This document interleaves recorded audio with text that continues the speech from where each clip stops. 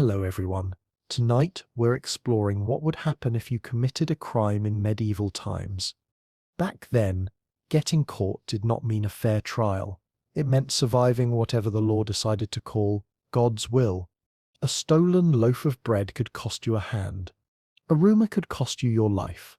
And sometimes the only thing more dangerous than the crime itself was the punishment.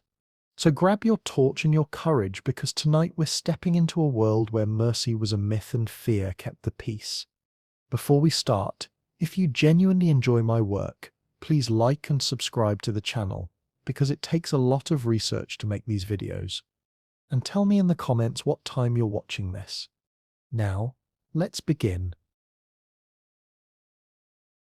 Congratulations, you've just committed a crime in medieval Europe.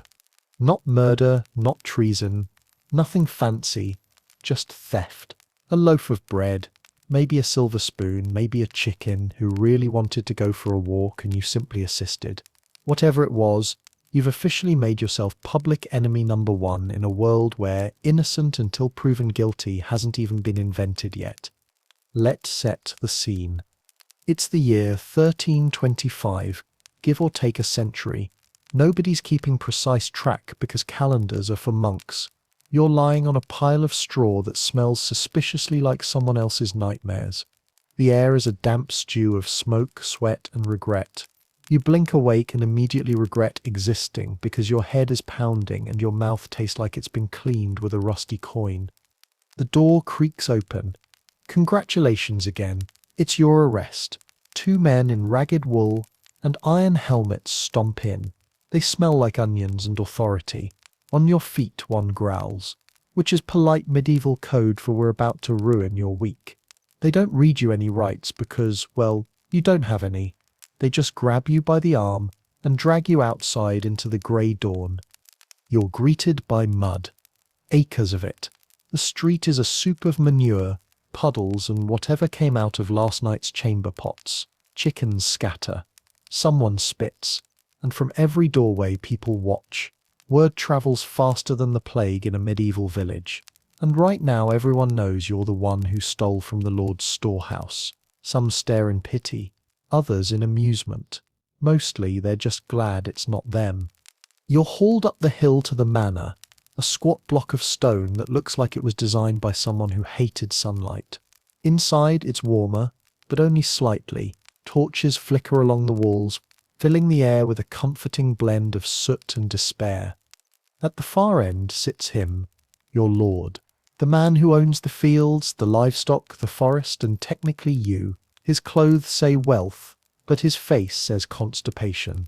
To his left sits the reeve, basically the manager nobody likes, and beside him the bailiff, who handles the exciting task of making sure peasants like you suffer on schedule. A priest hovers nearby, clutching a crucifix like he's afraid you might burst into sin at any moment. You store push to your knees. The bailiff clears his throat. You are accused of theft from your Lord Sip's storehouse. You nod because that Sip's hard to deny when you were caught holding a sack of grain and yelling, "Run!" Do you deny it? You open your mouth to say something about hunger, desperation, and maybe the economy, but it comes out more like silence. The reeve barks. Fantastic start. The Lord squints at you. Theft from your Lord Sip's hand, he says slowly, is theft from God himself. Which seems a little extreme, considering God probably doesn't need your bread, but you keep that to yourself. Now comes the fun part.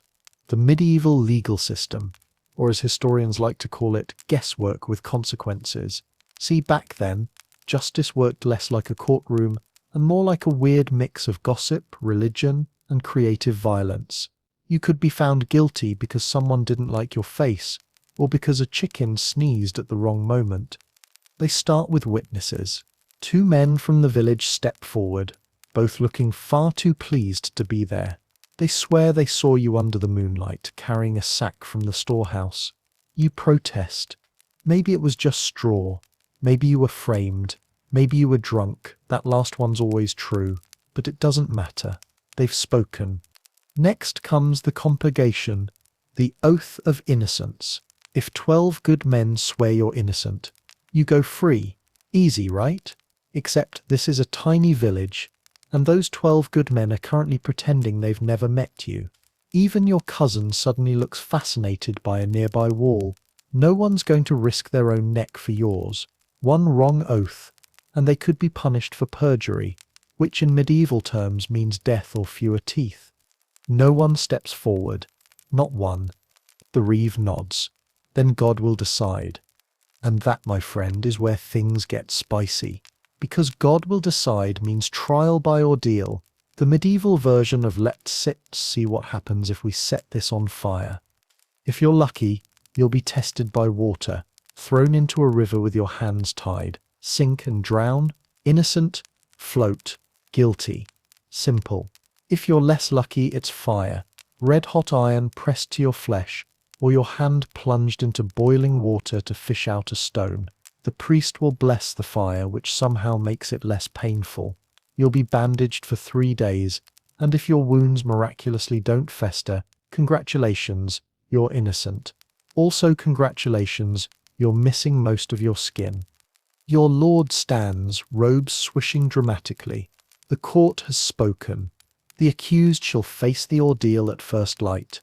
You're dragged away before you can ask for a second opinion. Your new home is a cell, a generous term for what's basically a damp hole with a door. The straw is rotten, the air is thick, and something small and ambitious is crawling across your ankle. You shiver. Somewhere above, you hear laughter, probably from the guards. It's been a long day oppressing peasants. They've earned it. You wonder if anyone will miss you. Maybe the baker, if you set actually paid him once in a while. Maybe your mother, though she set probably just sigh and say, I told you to keep your head down. The night is long. Outside rain taps against the stone. You can hear the bell from the church.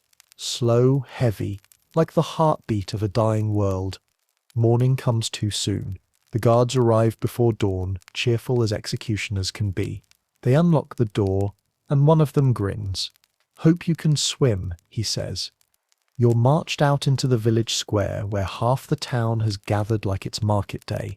People love a good ordeal. It's free entertainment, like a morality play with better screams. Children point. Old women mutter prayers. Somewhere, someone's already selling bread. The priest approaches, muttering Latin over a bucket of water. This water is pure, he declares. You think you see something floating in it. But hey, divine judgment has never been about hygiene. The reeve explains the rules. If he sinks, he is innocent, and his soul is with God. If he floats, he is guilty and shall be punished. You stare at him. So I either drown or die later? He nods solemnly. Yes. Medieval logic. Everyone. They tie your hands and feet with rope. Probably the same rope they'll use later for something less fun. The crowd leans in. Someone bets on how long you'll last. The priest finishes his blessing and sprinkles holy water on your face because you weren't wet enough already. And then, splash. Cold hits you like a hammer. The world explodes into bubbles and panic. You kick, twist, gasp, but the ropes hold tight. Your lungs burn. You start sinking. For a moment you think this might actually be good. Maybe you'll prove your innocence by dying politely. But then your body, unhelpfully, decides it wants to live. You flail, rise, break the surface, and there it is, the collective gasp of the crowd. You stir, floating. Guilty. Congratulations, God hates you. They haul you out, coughing up holy water and bits of pond life, and drag you back toward the manor. The crowd murmurs approval. Justice has been served, apparently. You've committed a crime, defied divine gravity, and now it's time to pay for it. Back inside, the Lord doesn't look surprised. He never is. For theft against your Lord and against God, he intones, you are sentenced to punishment befitting your crime. Which could mean anything from a public flogging to losing a hand to losing your entire head. Depends on how generous he's feeling, and whether his breakfast was good. The bailiff steps forward, eager. Shall it be the stocks, my lord? The lord waves a hand. Not yet. Let him wait. Perhaps he'll reflect. Reflect. Sure, you'll reflect. Mostly light from the torch flickering off the puddle in your cell. As they drag you back down the corridor, you glance at the priest. For a moment you think you see pity in his eyes. Or maybe he's just wondering what's for lunch. You're thrown into the darkness again. The door slams shut. You sit there dripping, trembling, and thinking about how the world works. You stole a loaf of bread. A noble steals half the harvest every year. Guess who's still dining well tonight? You laugh once. Dry, bitter, small. The sound echoes off the stone and dies. Outside, the church bell tolls again, slow and deliberate. The guards are already joking about tomorrow's entertainment. A flogging, a branding, maybe even a hanging if the Lord feels theatrical. You close your eyes. Somewhere deep in the castle, metal clangs against metal. Maybe it's the blacksmith, or maybe it's the executioner sharpening his blade. Either way, you know one thing for certain. This story isn't set over. 'Cause tomorrow, God's justice gets creative. Congratulations. You survived the night. That's more than most people facing God's judgment can say. You wake to the sound of keys scraping against iron, the kind of sound that promises nothing good. The cell smells worse than ever. Sweat, rot, and whatever died in the corner before you got here. You're shivering, your clothes still damp from yesterday's dip in holy sewage, and your stomach is loudly protesting the lack of food.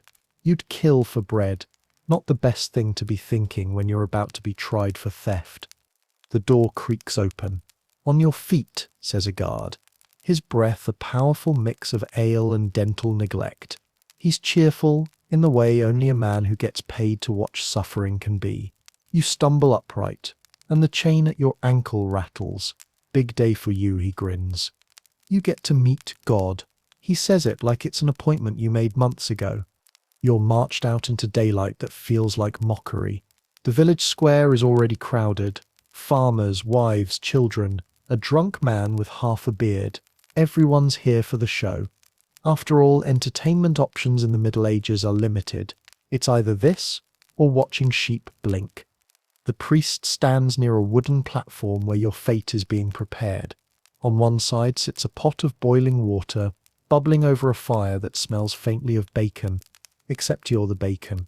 On the other side, a red-hot iron bar rests on coals glowing a happy infernal orange. The air hums with excitement, like the start of a carnival, if the carnival were run by sadists. The reeve steps forward, parchment in hand. The accused shall undergo trial by ordeal. He announces to the crowd, as if anyone doesn't already know. God, in his infinite wisdom, shall reveal the truth through his signs. Yes, because when you want reliable truth, nothing beats setting people on fire. You glance at the options.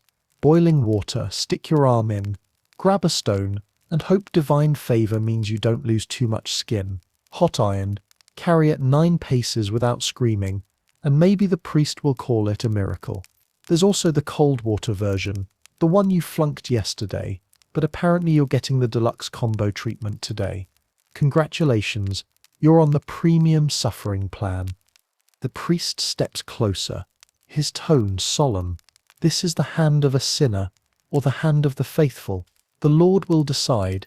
He gestures toward the iron. You wonder if even he believes what he's saying, but he's got a good job. Nobody questions the man holding the crucifix. 2 guards grab you and pull you toward the iron. It's glowing brighter now, the kind of glow that whispers, "Touch me, and regret everything." The heat is intense. Even from a few feet away, your skin starts to sweat in self-defense.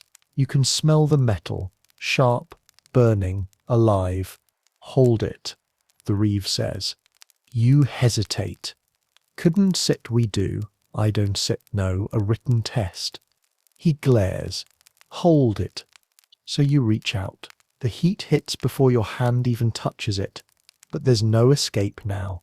You grip the bar, it sizzles, hissing like a viper, and pain explodes up your arm. You can't even scream at first. Your lungs forget how to work. It's as if the fire has leapt under your skin, devouring everything it finds. You take one step, two, three, each one slower than the last, until finally you reach the end of the platform and drop the iron with a thud. Your palm is blistered, blackened, ruined. The crowd gasps. Someone cheers. Someone faints. You stand there trembling, half expecting your arm to just fall off in protest. The priest quickly steps in, wrapping your hand with linen that probably hasn't been washed since the last poor Solcep's trial. If the wound heals clean in 3 days, he says gently, you are innocent. 3 days. Great. All you have to do is survive long enough for medieval medicine to not kill you. Considering that the local cure for infection involves wine, cobwebs, and prayers, your odds are about as good as a snowflake in hell. The crowd disperses, talking excitedly. For them, it's been a fine morning, a splash of divine justice to spice up the week. For you, it's a countdown, 3 days until judgment, 3 days until your wound decides if you get to live or become compost. You're led back to your cell, where the smell of damp straw and rat droppings now feels almost comforting. Your hand throbs with a rhythm that could power a small drum circle. You try to sleep, but every movement sends lightning through your arm. The pain has its own personality now, smug, relentless, chatty. You start talking back to it just to pass the time. By the second day, the wound is bad. The linen has fused to your skin, and when you try to move your fingers, something oozes. The priest comes to check, and his face gives nothing away. He unwraps it, winces slightly, and quickly covers it again. Keep praying, he says.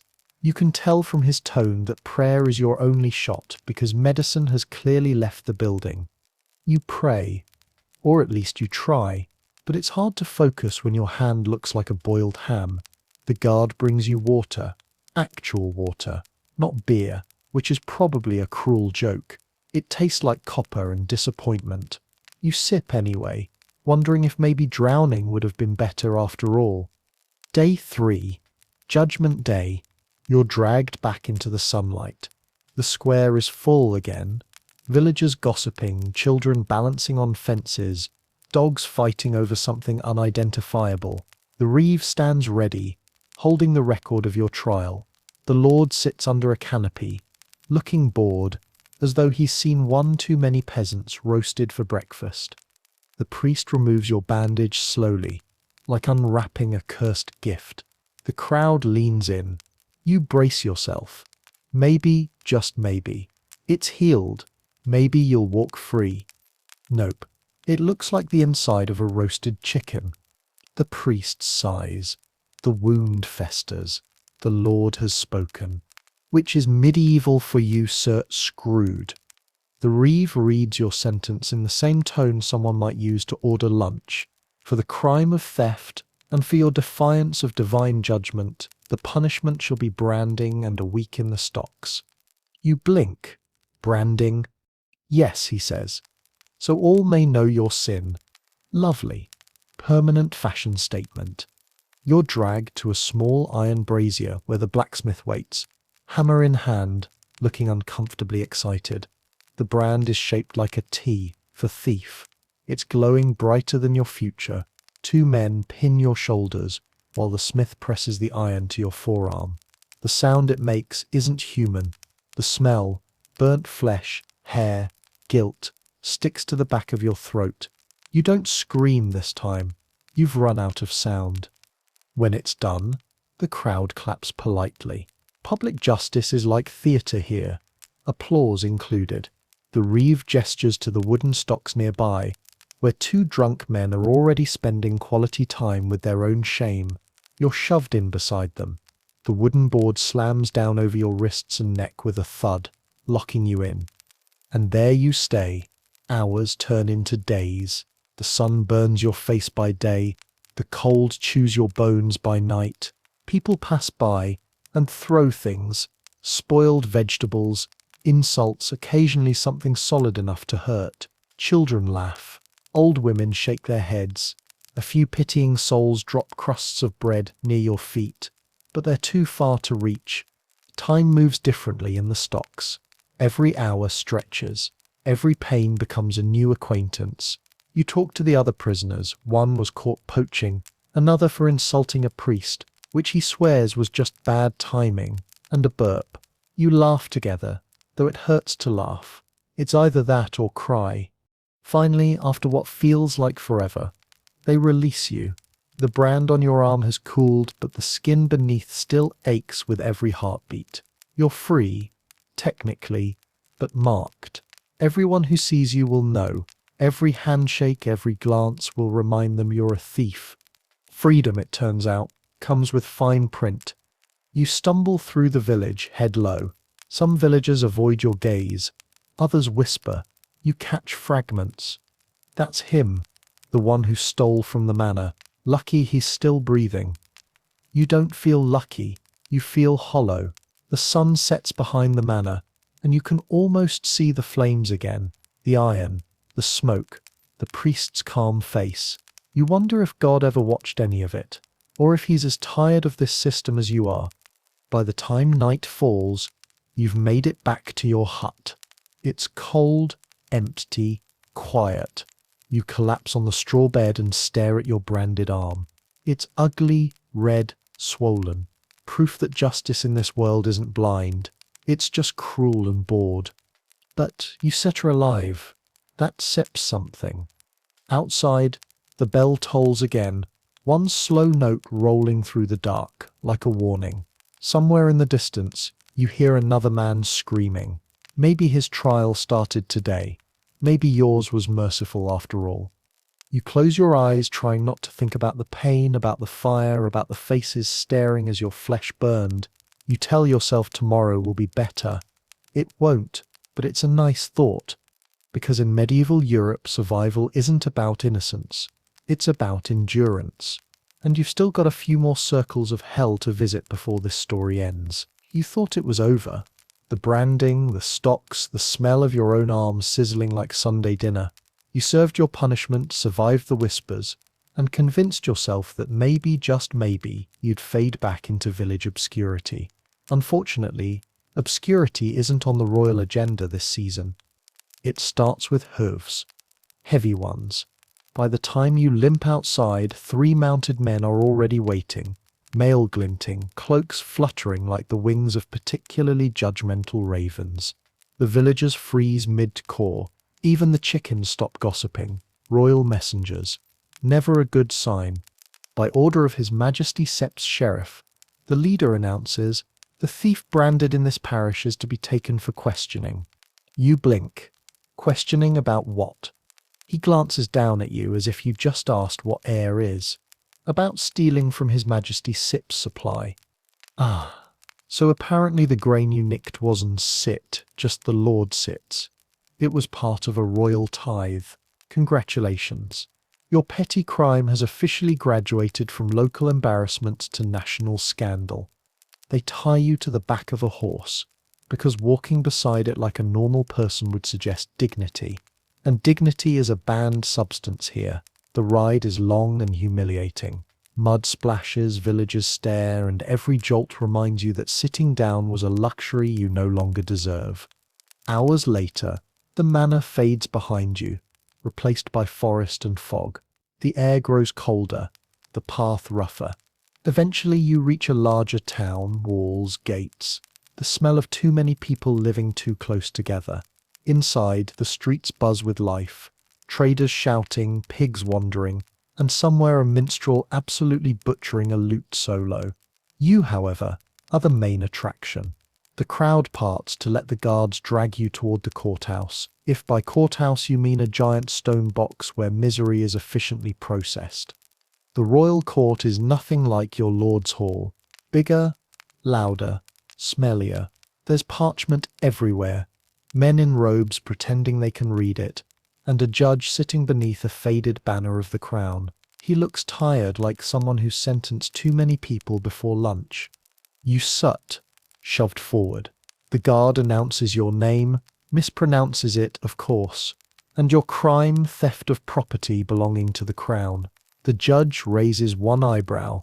Theft from the crown, he repeats, rolling the words like expensive wine. Do you deny it? You open your mouth to say something clever like yes, but your hand throbs, your throat's dry, and the room already knows the answer. I was hungry, you mutter.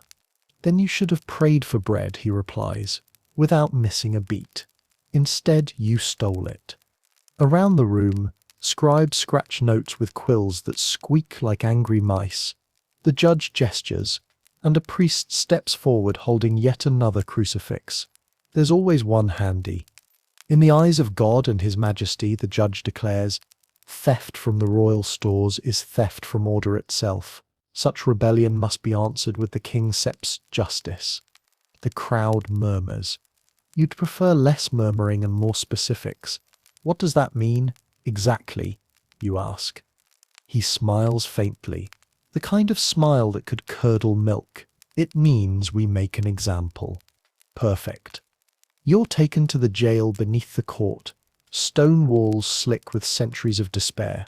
There's a man in the next cell who claims to have sneezed during mass and got accused of witchcraft. Another says he insulted a tax collector's hat.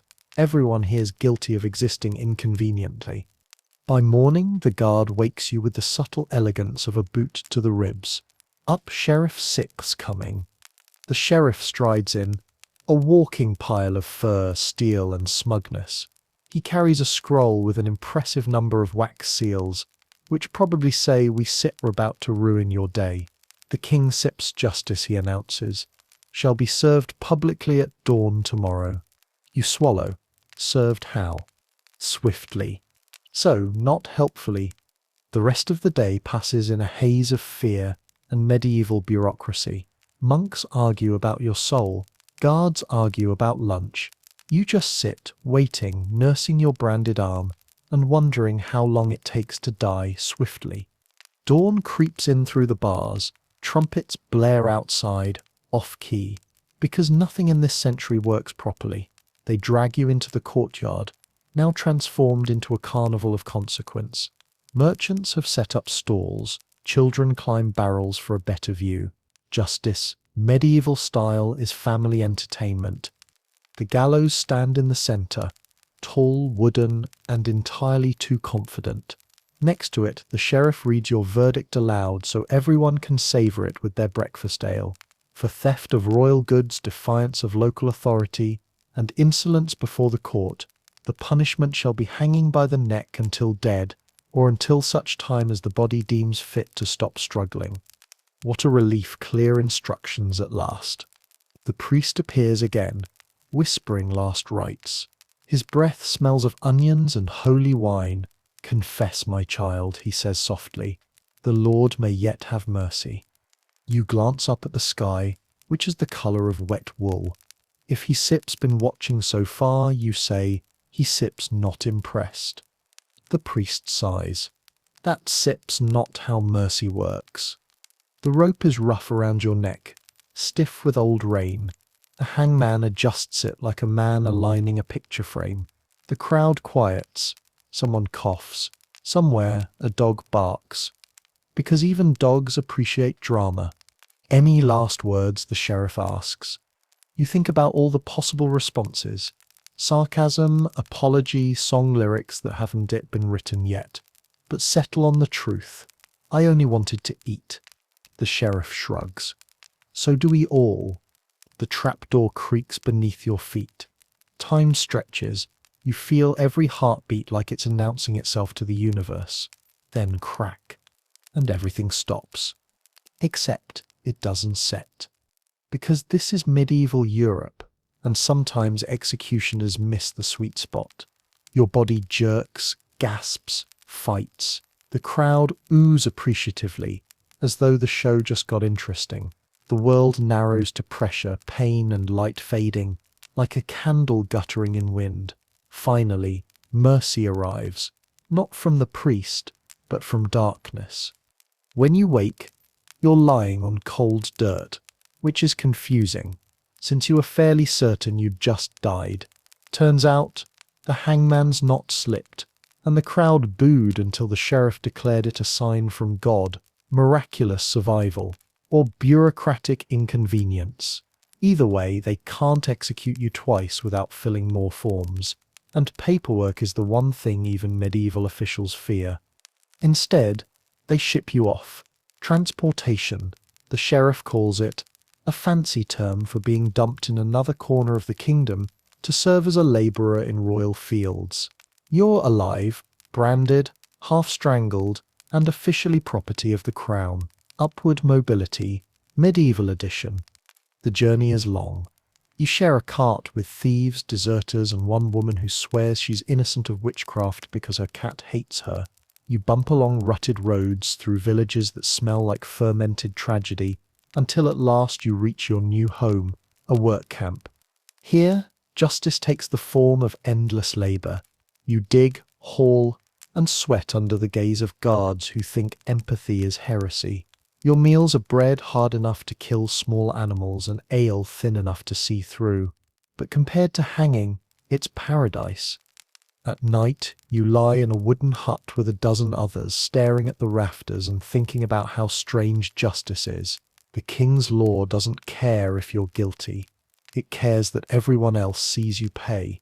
Fear keeps the fields ploughed better than kindness ever could. Weeks pass.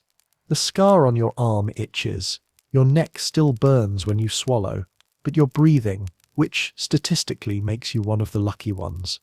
One evening, a new prisoner arrives, a young man with soot-streaked cheeks and the haunted look of someone who's seen too much. He whispers that he's from another shire, arrested for speaking against taxes. They call it treason now, he says, staring into the fire. Even words can kill you. We'll see, staring into the fire. Even words can kill you. You nod slowly. You understand better than anyone how the line between crime and survival keeps moving, always in the crown's favour. The king's justice doesn't just punish thieves. It teaches everyone else what happens if they think too hard about fairness. Outside, thunder rolls. Rain begins to pour through the cracks in the roof, washing over you, cold and relentless. You close your eyes and let it soak into the scars. For the first time in months, the water feels clean. Tomorrow you'll dig again. You'll sweat, ache, and hope the guards forget you exist. But deep down, you know the truth. In this world, innocence isn't freedom. It's just a pause between verdicts. Somewhere, back in the capital, the king sleeps soundly beneath silk sheets, dreaming of order restored, and far below him, you, branded, broken, alive, keep that dream alive with every swing of your shovel. Because in the age of the king sips justice, that sips what survival really means. You work, you bleed, you keep breathing, until someone decides that sip's a crime too. You'd think after surviving fire, rope and royal bureaucracy, things could only get better. Wrong. Welcome to the dungeon, the medieval version of Time Out, except instead of thinking about what you did, you mostly think about how to stop screaming. It happens on an ordinary morning. You sit hauling stones at the work camp, trying to ignore the way your spine sounds like a bag of kindling, when the guards appear again. You, one says, pointing with a gauntlet. The sheriff wants you back. You blink through the sweat. Why? I already hanged once. Not our business, he grunts. Orders from above. That's the thing about medieval Europe. Above is never good. It's either nobles, priests, or God, and all three specialize in creative misery. By nightfall, you're back in shackles, dragged through muddy roads until you reach a fortress that looks like someone carved it out of bad intentions. Thick walls, narrow windows, and the kind of silence that hums with dread. This isn't a manor or a court. It's a dungeon, a real one. And you're about to learn that prison in the Middle Ages isn't a place you go to serve time. It's a place you go to be forgotten. The guard at the gate grins, revealing about 3 surviving teeth. New one. Thief. Branded. Survived the rope, says the other. Might have friends who talk too much. Ah, the gatekeeper says cheerfully. The talkers, they never last long. You're shoved down a spiral staircase so steep you feel like you're descending into the earth's bad mood. The air thickens, cold, wet, sour with mildew and human decay. Torches flicker, revealing walls slick with something you really hope is just water. At the bottom, the corridor opens into a narrow tunnel lined with iron doors. Each door has a slot for food, which looks like it hasn't been used in days or weeks. Your cell is waiting. 4 feet wide, 7 long, ceiling low enough to make you stoop. The guard tosses you inside like luggage. The floor's covered in straw, so old it's practically self-aware. There's a bucket in the corner that smells like it gave up on life ages ago. "Welcome to His Majesty Sep's hospitality," the guard says. "You still get food once a day. Maybe water if the rats don't drink it first." The door slams shut. The sound is final, heavy as a tomb. You sit down and take stock of your new environment. The stone walls weep constantly, dripping moisture that collects in small puddles. The air never moves. It's thick, metallic, and alive with tiny noises. Scratching, gnawing, the occasional hiss. It takes you a moment to realize you're not alone. There are eyes in the dark, reflecting faintly. Rats. Dozens of them, probably better company than the guards. Honestly. You lie back and stare at the ceiling, which is more mold than stone. It drips steadily. Medieval waterboarding by gravity. You think about food, about sunlight, about your old hut with its leaky roof and lice. You'd trade a kingdom for that lice now. Hours blur into days, or maybe weeks. Time doesn't exist here. There's only hunger, thirst, and the slow rot of everything. Your clothes, your sanity, your will. You scratch a mark into the wall for every time you hear the bell from above. But then you realize it could be any bell anywhere. Eventually you stop. Sometimes they bring others. You hear chains clinking, muffled cries, the dull thud of boots dragging another unlucky soul past your door. Some scream, some pray, some just go quiet after a while. The dungeon doesn't need executioners. It just waits. Once, the door opens. The light is blinding. 2 guards drag in a man who looks like he's been chewed up and spat out by God himself. His face is bruised. His hands twisted at odd angles. They toss him into the cell across from yours. "What did you do?" You whisper through the bars. He laughs. A hollow, cracked sound. "I knew too much." "About what?" "Taxes." You laugh too. Not because it's funny, but because that's the only sound that reminds you you're still human. At night, the torture chamber comes alive. You can't see it, but you can hear it.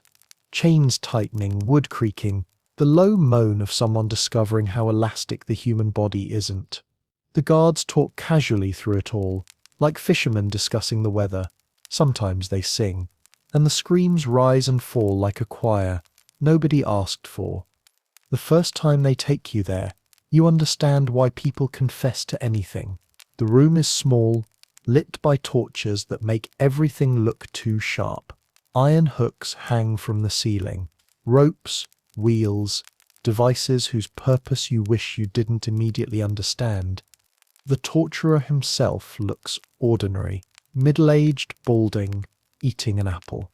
"Nothing personal," he says, mouth full. "I just make people honest."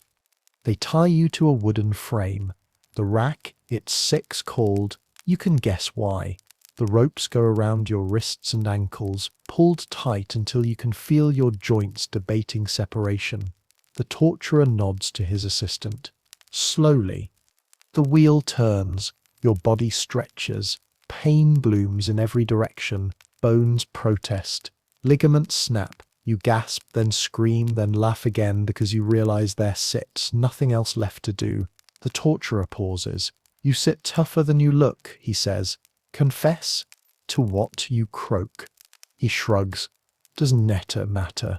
Pick something." So you do.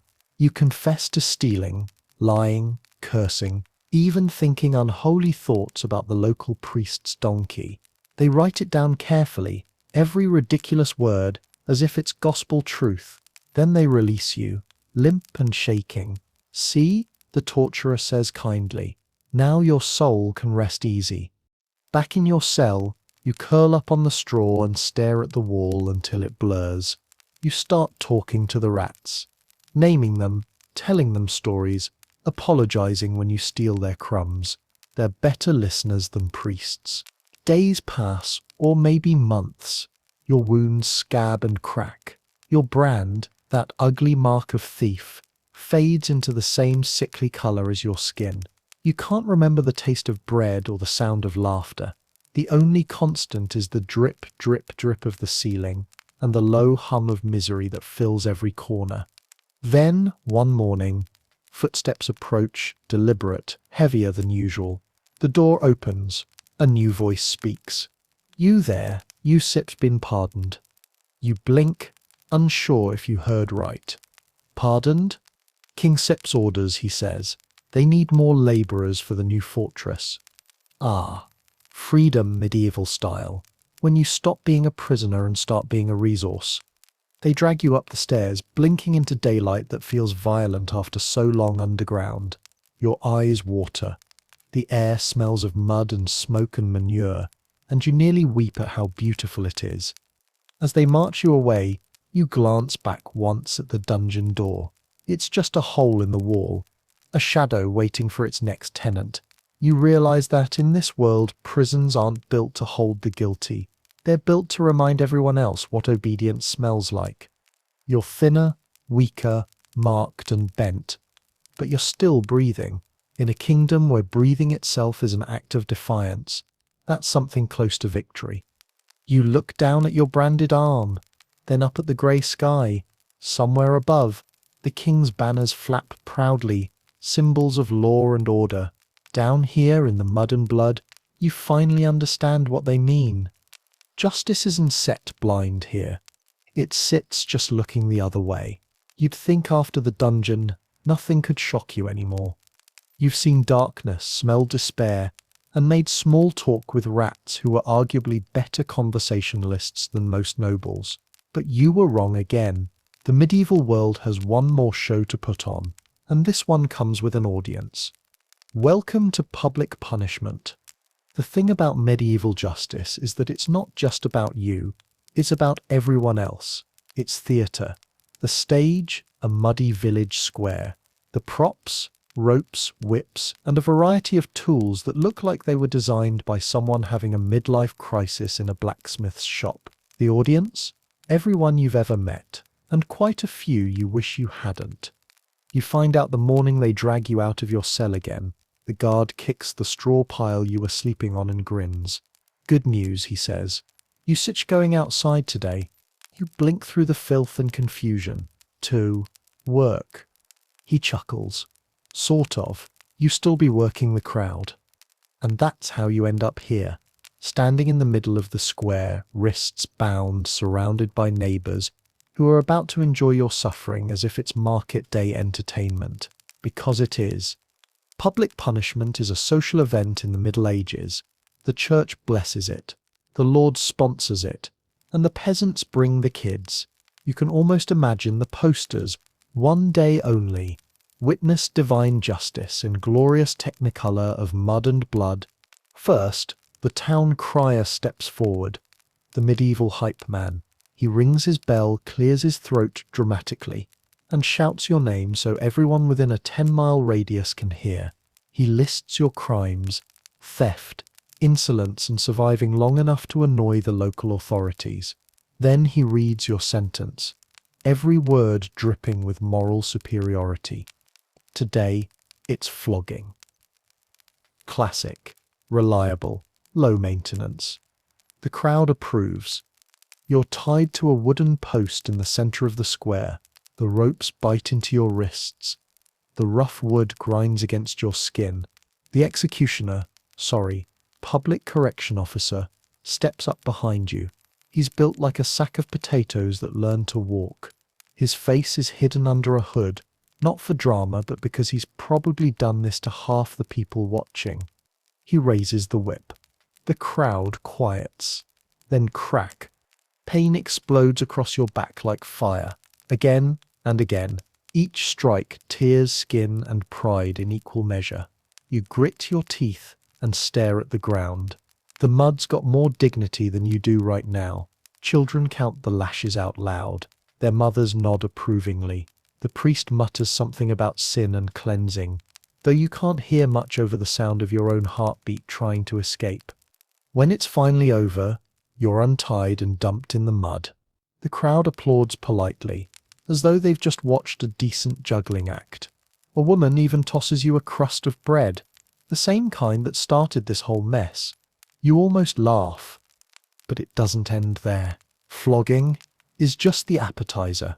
The main course of medieval justice is humiliation, because pain fades, shame lingers. Next stop, the pillory.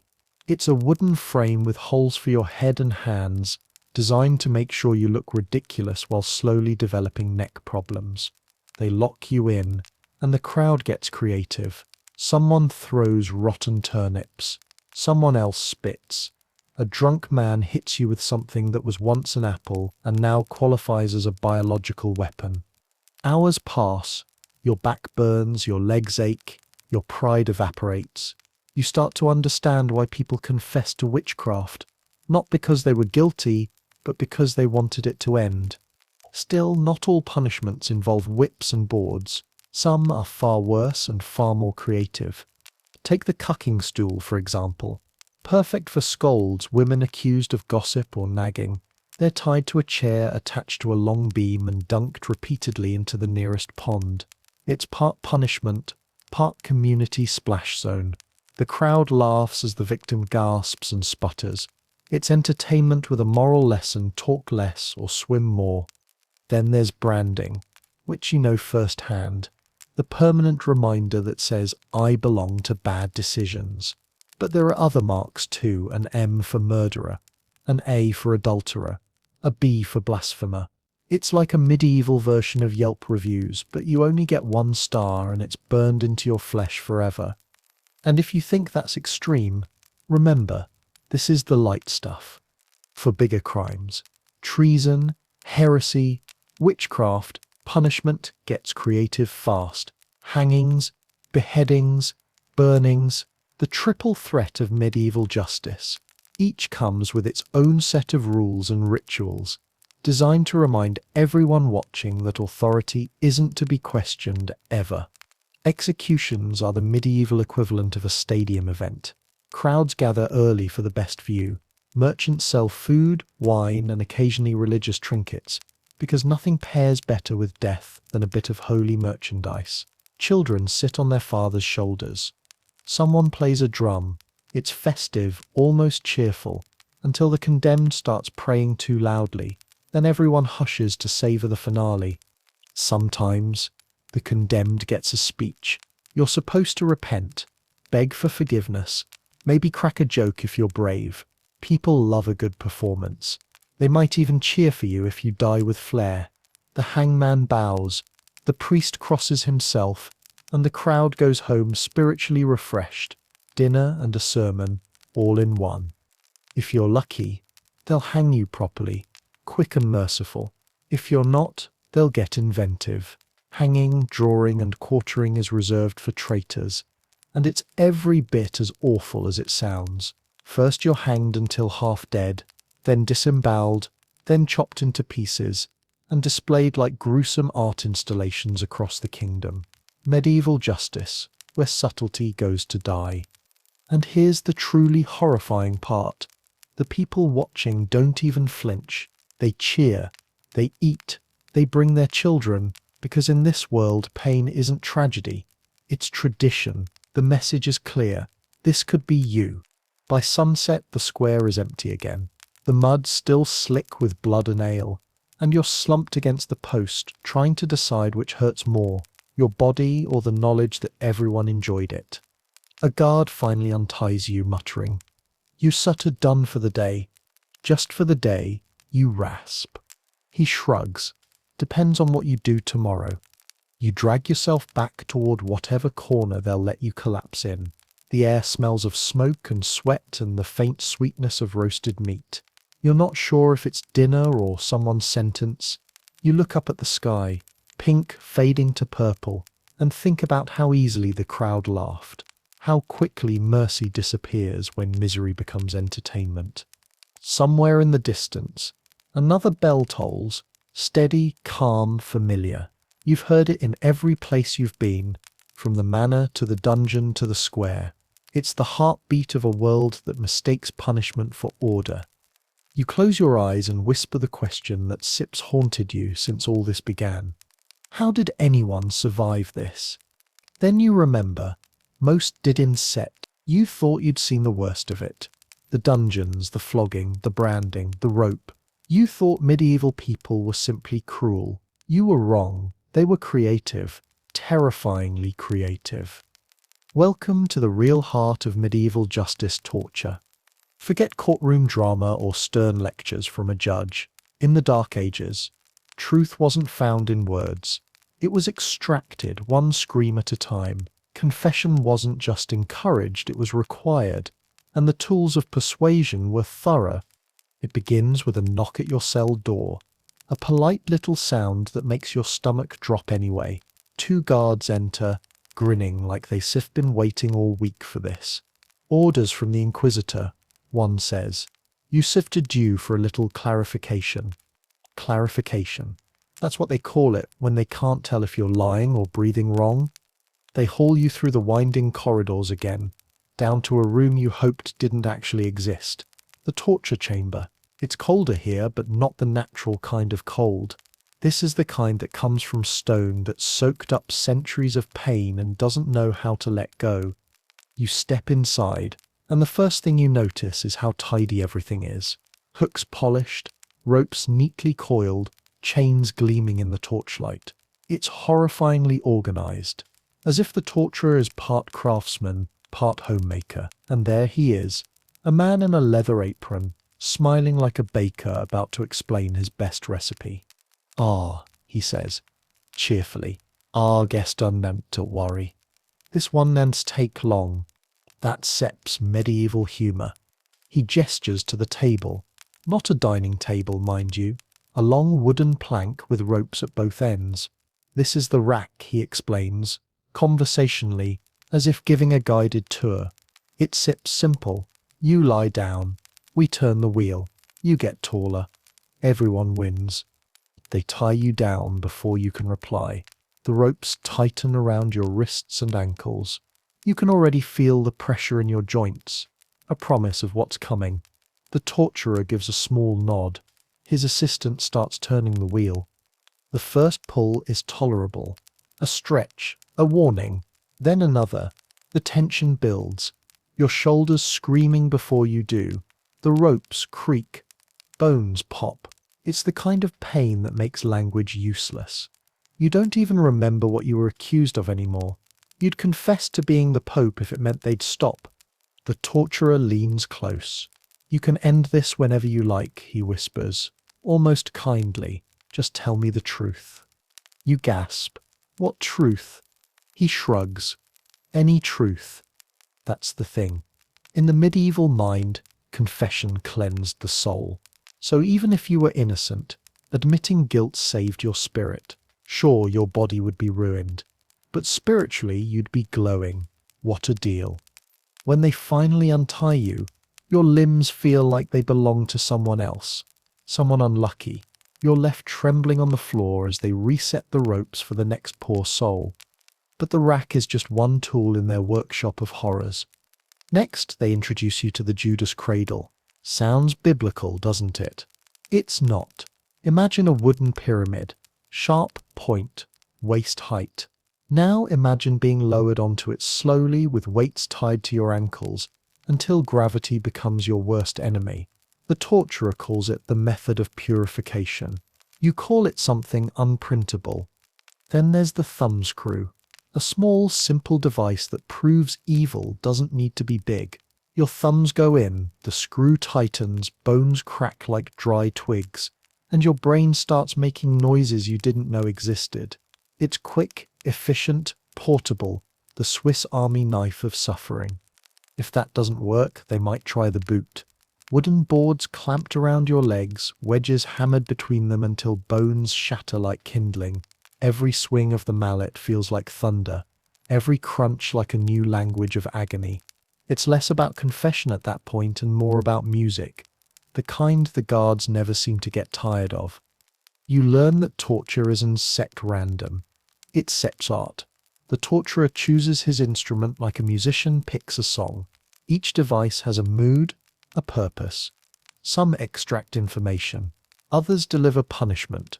A few exist purely because someone once wondered, what if pain had a personality? One day they bring in a noble woman accused of witchcraft. You're made to watch for educational purposes, apparently. She's calm, almost regal, until they bring out the iron chair. It's exactly what it sounds like, a metal seat covered in spikes, heated from below by coals. They make her sit. The smell that fills the room is unforgettable, burning fabric, flesh, and faith. The priest overseeing the session nods approvingly. If she is pure, God will protect her.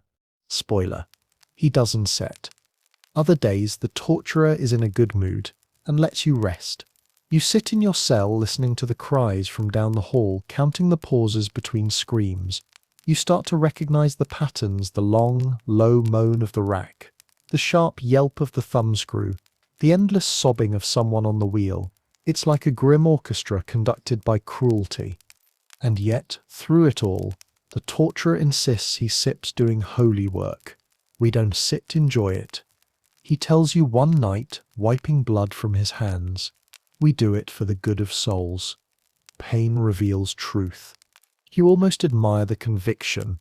It takes real faith to believe that snapping someone's ribs is a spiritual favor. But you notice something else too. The torturer isn't hated. He's respected. The villagers nod to him in the streets. The priests bless his tools.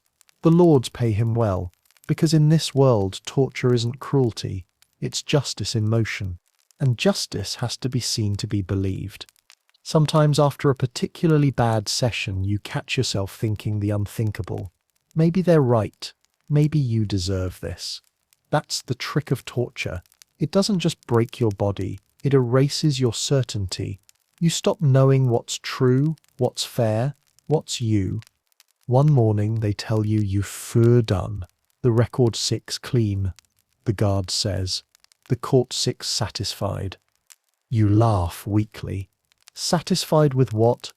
With the truth, he replies.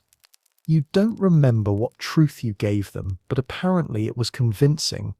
You're released back into daylight, limping, bent, half a person, fully reformed by fire and rope. The world looks brighter, but not kinder. You pass villagers on your way out. They avoid your eyes. Nobody asks what happened in the dungeon. They already know. They've all heard the stories. The stories keep them quiet. You stop by the edge of the square, where a new scaffold is being built. Another trial, another soul waiting to be purified. You wonder if anyone will survive it long enough to tell the tale. You look at your scarred hands, at the sky heavy with smoke, and realize something chilling in the dark ages. Torture isn't a secret shame. It's public policy. A system designed to make truth loud, pain louder, and fear eternal. And the worst part, it works. Because after all you still endured, you still rather face anything, hunger, war, plague, than another clarification session. You walk away slowly, each step a miracle, each breath a small rebellion against the system that tried to squeeze confession out of your bones. Behind you the bell tolls again, echoing through the stone corridors and open streets, marking another day of order restored through agony. You whisper, half to yourself, half to whatever gods are listening. If this is justice, I hate to see mercy. You'd think after being stretched, branded, flogged, and boiled, you'd finally be done with medieval justice. You've suffered under lords, sheriffs, and kings. How much worse could it get? Enter the church. If the nobility ruled your body, the church ruled your soul, and in the Middle Ages that was the more dangerous of the two. You could escape a dungeon, maybe even survive the rack, but you couldn't escape sin, not here. Not when everyone believed that hell was real, near, and probably already preparing your welcome party. It starts small. A priest visits your village one morning, riding a tired mule, and smelling faintly of incense and superiority. He calls everyone to the square and announces a new rule. Anyone who fails to attend Mass will be fined a penny, or if too poor will be chastised in faith. You don't know what that means yet, but it sounds itchy. The church is everywhere now, in every village, every field, every thought. You can't eat without giving thanks. You can't sneeze without crossing yourself. And you definitely can't question anything, ever. People don't even say the weather's bad. They say God's in a mood. Sin, it turns out, covers most of daily life, working on Sundays. Sin, drinking too much ale. Sin, thinking about drinking too much ale. Double sin, saying something rude about the local priest. Congratulations, you've achieved blasphemy. There's even a sin for being happy for too long. Pride. The church has a category for everything, and none of them are fun. Confession is mandatory. Once a week you kneel in a dark wooden box while a man behind a screen listens to your laundry list of failures. I stole bread, you say? I thought unholy thoughts about my neighbour's wife. The priest sighs heavily, as if your sins have personally inconvenienced him. Then he gives you penance. A few prayers, maybe a fast, maybe a little correction if you've been especially naughty. You'd think this would make people behave better. Instead, it just makes them paranoid. Every cough could be a curse. Every dream a devil's whisper. The church feeds on fear, a steady diet of guilt and superstition. It's good business too, because sin isn't just moral, it's financial. Want forgiveness faster? Pay for it. They call it an indulgence, a sort of heavenly coupon. For the right price, you can shave years off your time in purgatory. Can't afford it? Too bad. Guess your soul's going economy class to the afterlife. Even death is taxed. When someone dies, the priest shows up to bless the body, mutter some Latin, and quietly collect his fee. The living mourn, the church profits. It's an elegant system, if you're not on the paying end. But the church's real power isn't money, it's knowledge. They control who can read, what can be written, and which ideas are too dangerous to exist. The Bible itself is in Latin, a language no peasant understands. You just have to take their word for it that God agrees with everything they say. And they say a lot. The church decides when you can marry, who you can marry, how often you can sleep with your spouse, and when you need to feel bad about it afterward. They even invent new sins when they get bored. Usury, charging interest, suddenly becomes wicked. Heresy, disagreeing with them, becomes fatal. Speaking of fatal, that brings us to the Inquisition. Picture this: a man in black robes, carrying a cross in one hand and a list of accusations in the other. He's not here to preach, he's here to hunt. Witchcraft, he says. Blasphemy, heresy. The words fall like stones and the village holds its breath. Nobody wants to be next.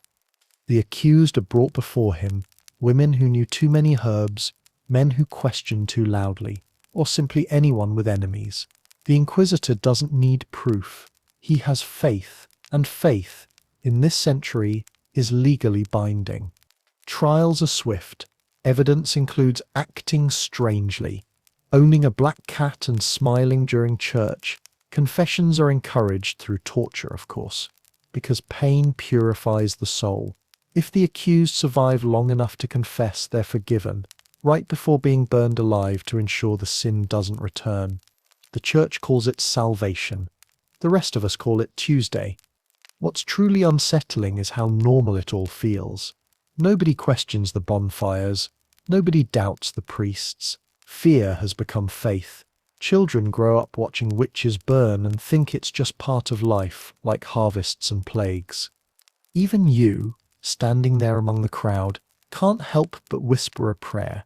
You don't believe every word, but belief isn't required anymore. Obedience is.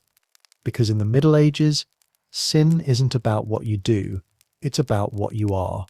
You're born guilty, live guilty, die guilty, and if you're lucky, You might get half a pardon in purgatory before eternity starts. On Sundays you kneel in the cold church, surrounded by flickering candles and the droning chant of Latin you'll never understand. The priest talks about mercy and hellfire in the same breath. You smell incense and smoke and think of the witches, the heretics, the sinners, all those who burned for the same God who now demands your devotion. When Mass ends, you step outside, blinking in the light. The world feels smaller than ever, the sky somehow farther away. You cross yourself automatically, afraid not to. Behind you, the bell tolls again, each note heavy with warning. You realize that after all the branding, the torture, the dungeon, this is the final cage. Not iron, not rope, but faith. A belief so deep it polices your thoughts before you even have them. And the cruelest part? It works.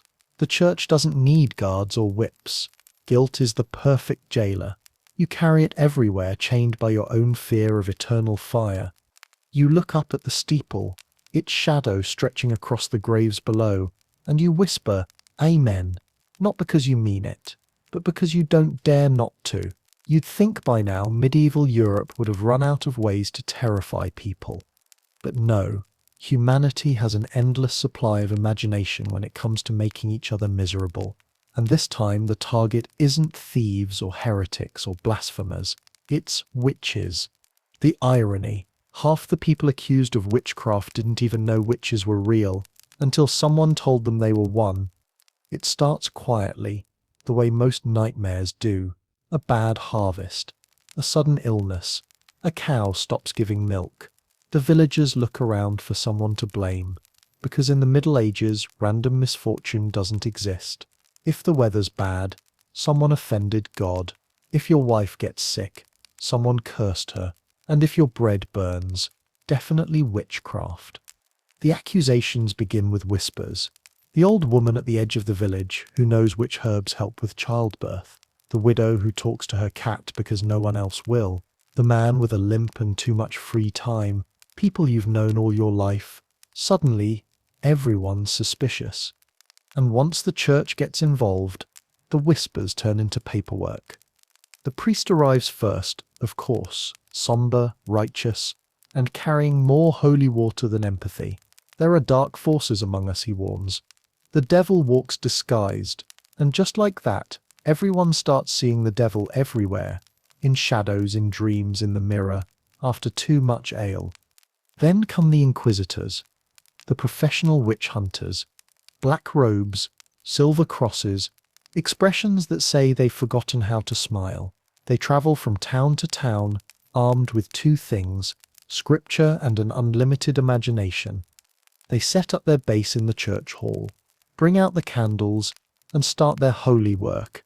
Lists are drawn up, names are whispered. You'd think people would keep quiet, but fear makes everyone eloquent. Better to accuse your neighbor than have your neighbor accuse you. You learn the new rules fast. Rule 1. Deny it, and you sit guilty.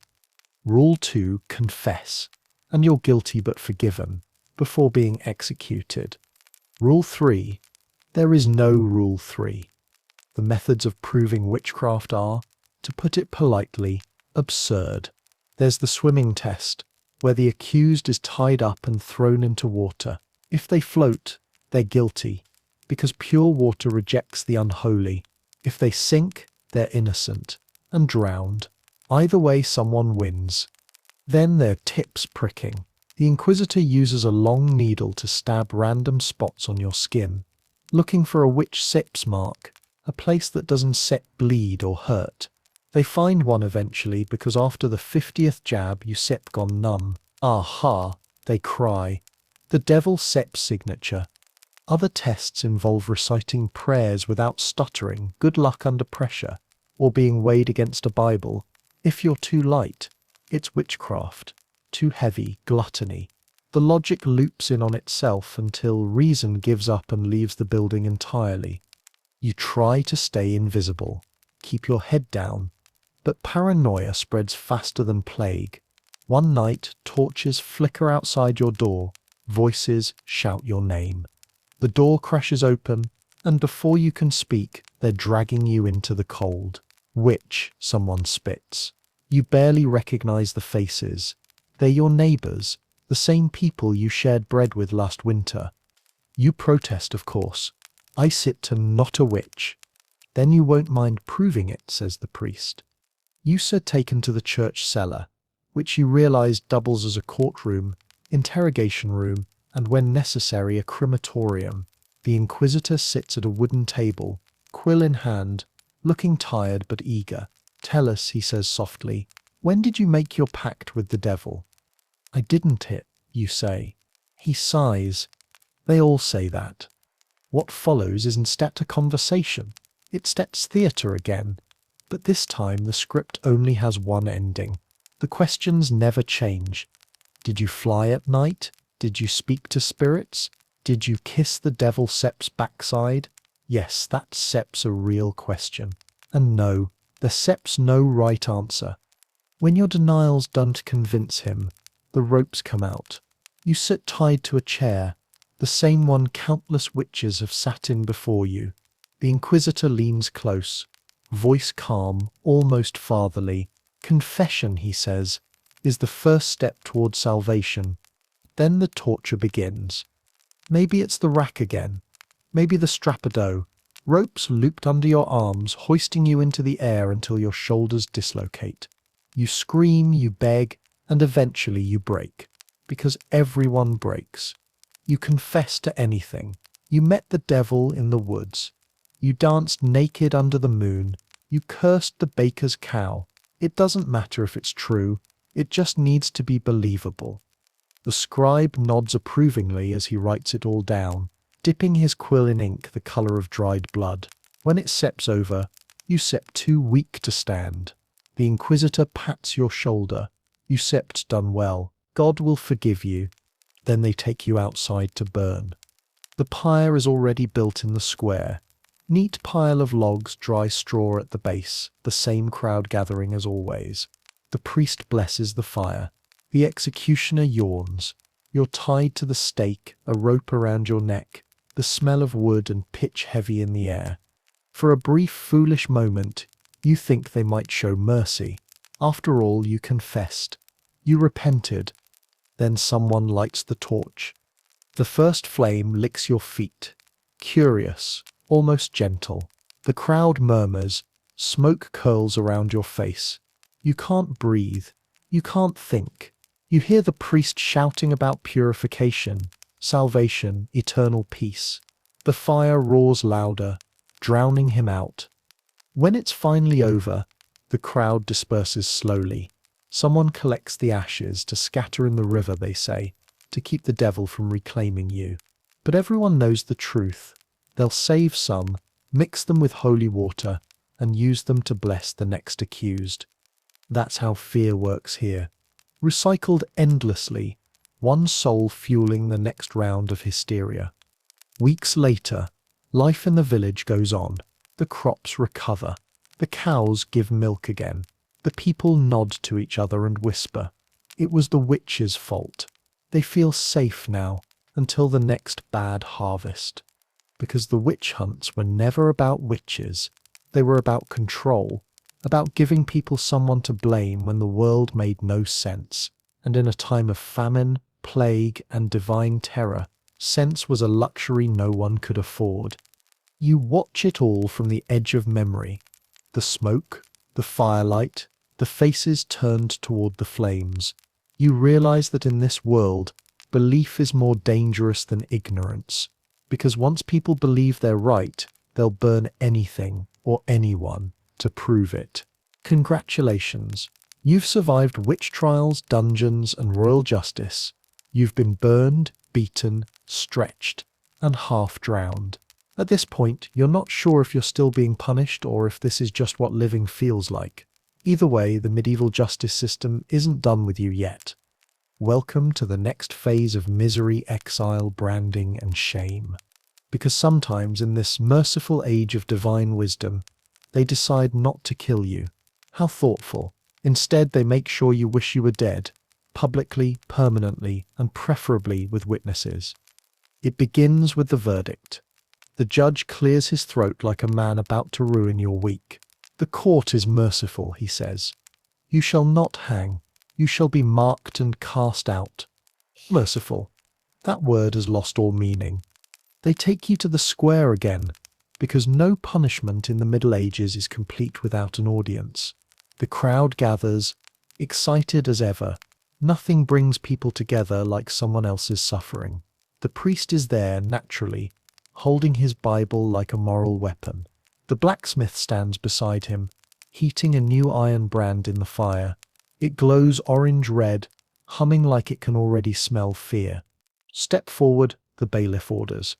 You do, because what else is there to do?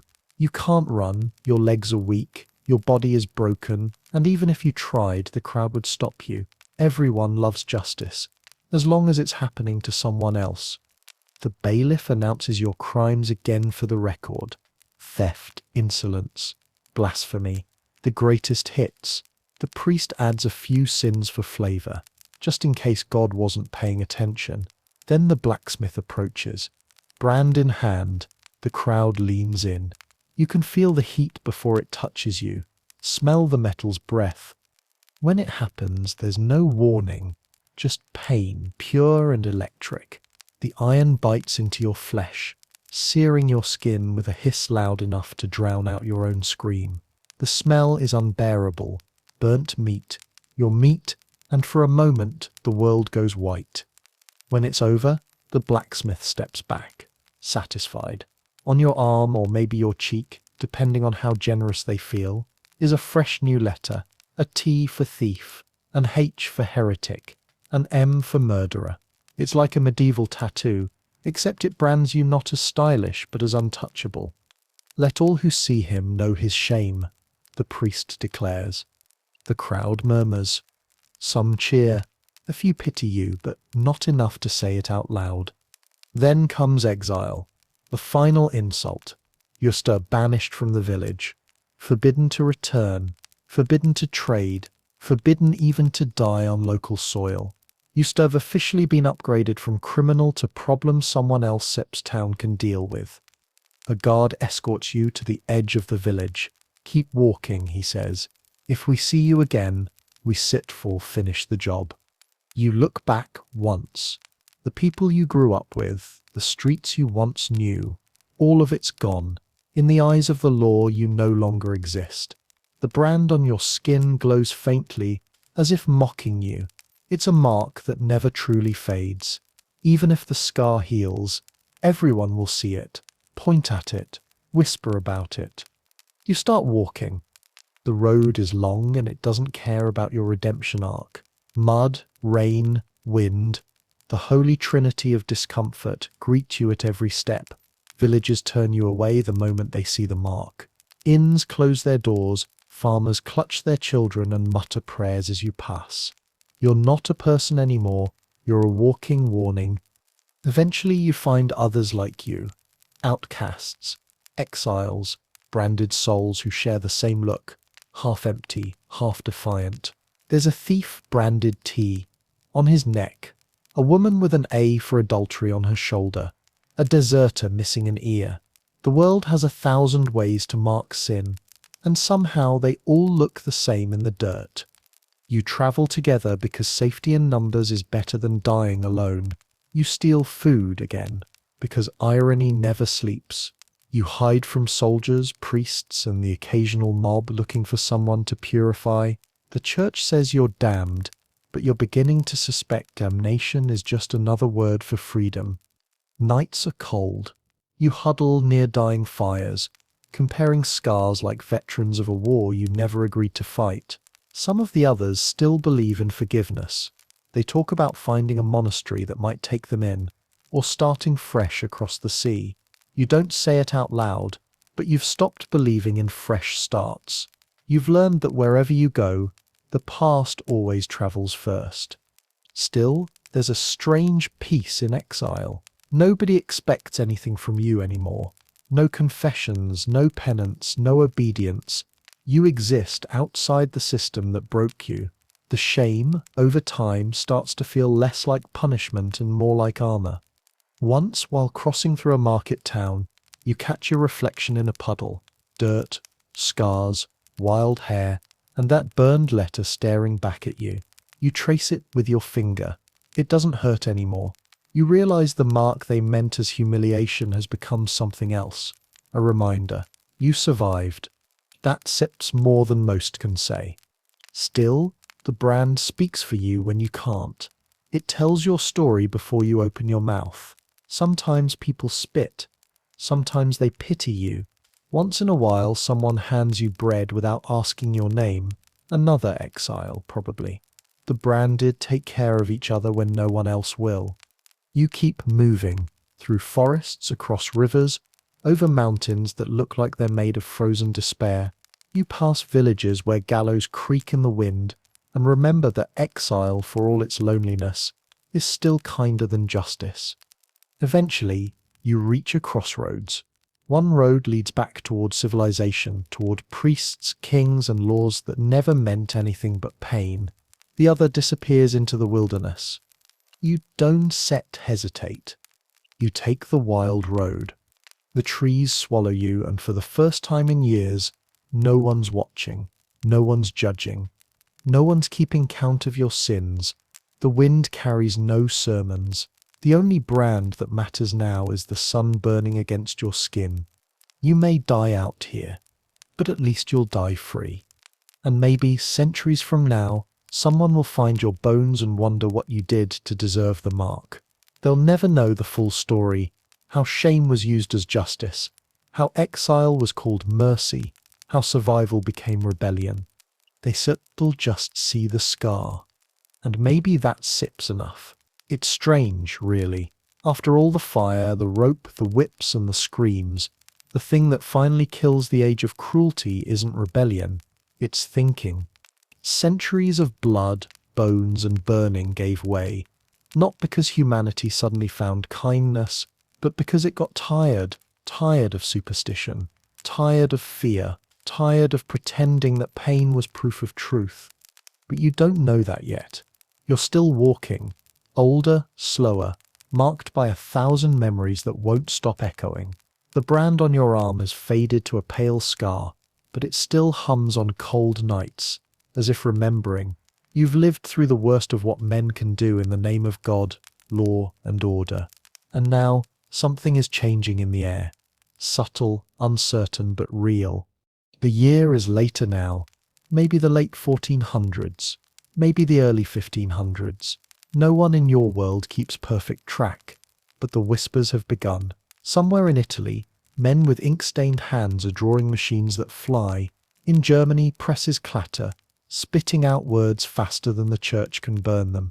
People are reading, questioning, daring to imagine that reason might be holier than ritual. And yet, the old ways die slowly. You pass through a town and see a gallows still standing in the square, grey wood against a bright sky. No fresh bodies hang from it, but the ropes swing in the wind, reminders of how easily order once found its balance in a noose. The stocks are empty too, but they're not gone. The people here still bow their heads in church, still whisper about witches, still cross themselves at thunder. Fear doesn't disappear, it just changes costume. You sit by the roadside that evening, watching the sun dip behind the hills. The world feels quieter. Not peaceful exactly, but less cruel. Fewer soldiers patrol the roads. Fewer cries echo from castles. There are still dungeons, still chains, still men who call themselves righteous. But their power is cracking, splintering under the weight of new ideas. You meet travelers who speak of things you've never dared to imagine. Laws written by men, not kings. Faith questioned without fire. Justice measured not by pain, but by reason. They call it a new age. Renaissance, they say. A rebirth. You almost laugh. Rebirth? After all this? Humanity isn't reborn. It just learns how to hide its brutality better. But still, something inside you stirs. Hope, maybe, or exhaustion wearing hope's disguise. As you travel farther, you notice something even stranger. Mercy. Real mercy. A thief in one town isn't hanged. He's fined. A woman accused of witchcraft is questioned, not tortured, then released. The church bell still rings, but now it sounds less like a warning and more like a call. You wonder if the sound has changed, or if you finally have. In one village, you see a man standing in the square, reading aloud from a printed book. The crowd listens, wide-eyed, as he speaks of human dignity, of reason, of the strange idea that punishment should fit the crime, not crush the soul. You don't understand all the words, but you recognize their rhythm, calm, logical, dangerous, the kind of words that would have gotten him executed 100 years ago. Now, the people only nod. Something's shifting, slowly, unevenly, like dawn breaking through fog. The scaffold creaks less. The torches burn lower. The law, for the first time, begins to look inward and ask, why? You keep walking, through a world learning to think again. The forests are still haunted. The plague still lingers. But in the taverns and churches, new conversations are beginning. Words like justice, rights, and mercy start to mean something different. And yet, the past isn't gone. It never will be. You still see it in the eyes of men who love authority more than truth, in the hands of priests who still preach fear, in the silence of crowds who would rather watch than question. The age of brutality doesn't end. It just forgets to show its face for a while. You find yourself in a city one day, bigger than any village you've known, paved streets, tall houses, bells that chime not for executions but for markets and weddings. A scribe offers to write your name, asks where you're from. You hesitate. Nowhere, you say. It's easier that way. He studies you for a moment, his eyes lingering on the faded scar on your arm. Ah, he says softly, one of the old ones. You nod, not proud of it.